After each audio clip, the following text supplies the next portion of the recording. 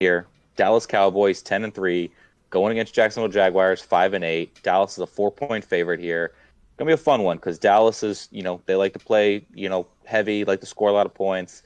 And Jaguars, like to play upset alert. They've done it all year long. They play good ball as long as they play safe and smart football. Peterson's been doing a good job for them, keeping their head straight. And they're in the playoff hunt as long as the Titans keep, kicking themselves in the foot, kicking themselves while they're down. Jaguars can come in here and steal a division from them. I do like Dallas here. They're just a better team, but upset wise, Jacksonville has they're a tough team. That defense is tough. They give people trouble, but they're getting banged up here as the season goes along. They got a big injury report, and it's harder for them to overcome injuries than it is for the Cowboys to overcome their injuries. Tell us the So latest I'm going to go on Cowboys. Jacksonville's got a lot of playmakers. They got a lot of people that can win one-on-one matchups. They're gonna give the Cowboys some trouble, and I think that's gonna come primarily from Trevor Lawrence with his mobility and the way he's been throwing the ball. Played really well this season, really well. I think Dallas wins this at the end of the day. I like it 28-24. But Dallas should definitely be on upset alert. And I don't really look at it as much as what just happened with the Houston game, the game before. It's just this matchup is extremely tricky, I think, for Dallas on the road, and it's gonna be a tough game. How about you, Ed? Yeah, I mean, this is definitely going to be one of those tough ones. I do think Dallas edges this one out, but I do want to make a note of Terrence Steele, offensive tackle, going down Huge. in the trenches for Dallas. I don't know if them doing what they're doing is going to help now. They're going to take an old Philadelphia Eagles by the name of Jason Peters. They're going to take him and move him to right tackle. I don't know how well this is going to work moving forward in the playoffs. But I just hate to see something like this for Dallas because this would have been a lot better coming in to the playoffs with this kid who everyone was like, he's the rookie, we don't know, and then he comes in and plays phenomenal. To have a year like he was having and then this happened right before the playoffs, I just feel bad for him, not necessarily for Dallas. But for the kid, he worked so hard to get to where he was at, and then he goes down with a season ending. He's on injury reserve now.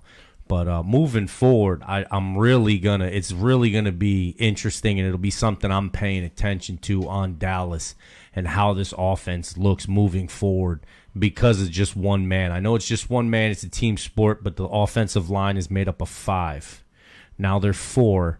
And they're replacing it with Jason Peters, so to my knowledge. So we'll see what happens moving forward there. I don't know. How about you, Nick? I'm going Stars, but I like the rest of us. I feel upset alert. Jacksonville, but I'm gonna go Dallas because it's the safe pick, and I'm not trying to get caught by Charlie. Yeah, no, that's okay. I'm ahead, so I'm gonna go Jacksonville again. I'm picking against Dallas one more time. I love you, Charlie. I hate you, Dallas. I hope you lose. I hope somehow. But we love the fans. I hope how some way the Giants kick you guys out of the playoffs. That would be amazing. Go Jacksonville. Go Trevor Lawrence. Go Trevor Etienne. Go Jamal Agnew and whoever else is on the team who plays good. Yay, Jacksonville. Hey, your bad juju almost worked last week with Houston, so I can't, can't say too much of it. Everybody was throwing that game out the window. They kept it close, 4-point game, but that's also kind of in how the Cowboys have been playing, right? You take away that Minnesota game, but everything's been a close game, and it's winning it in the fourth quarter. They're a good football team, smartly, when it comes down to it, they're a full 60-minute football team. But, the Giants game, they won it in the fourth quarter. Indy game, they definitely won it in the fourth quarter. Houston game, they just kind of kept the lead and didn't let Houston, they kept Houston from scoring and keep it in, but they had a rough go of it. So they could have a rough go of it here too against the Jacksonville Jaguars, who can make plays, especially if you're banged up on that O-line. Yeah, the Terrence Steele injury is massive. They are supposed to get Terrence Smith back here in the next couple of weeks, though, at the very least before the playoffs. So that'll help.